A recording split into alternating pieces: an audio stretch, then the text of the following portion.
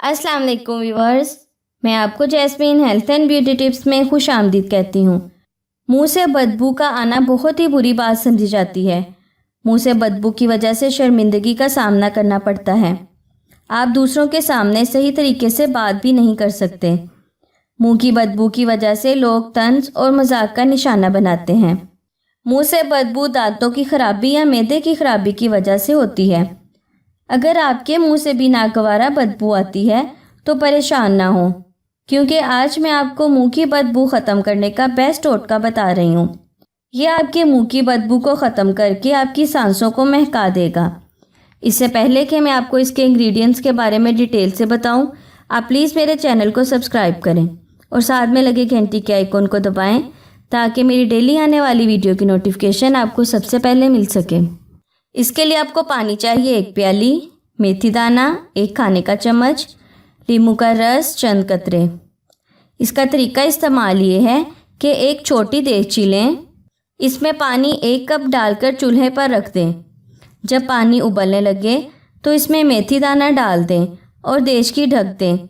10 minute बाद चूल्हा बंद कर दें और ये पानी छान लें। अब इसमें नींबू का रस मिला लें और पी लें। ये पानी आपने नीम गर्म पीना है। मेथी दाना बहुत से अमराज के लिए इस्तेमाल किया जाता है। ये मुंह से उन बैक्टीरिया और जरासीमों का खात्मा करता है जो मुंह की बदबू का बाइस बनते हैं।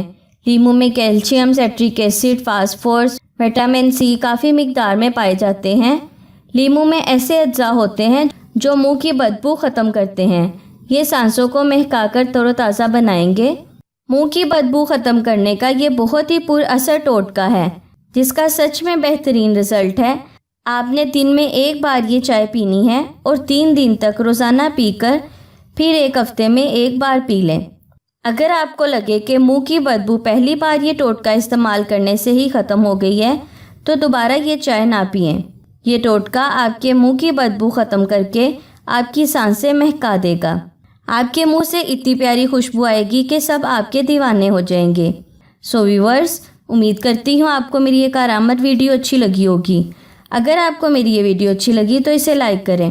अगर आपने अभी तक मेरे चैनल को सब्सक्राइब नहीं किया तो प्लीज़ इसे सब्सक्राइब कर लें और इसे दूसरों के साथ भी ज़रूर शेयर करें। अपना बहुत सारा ख्याल रखें। अल्लाह हाफिज़।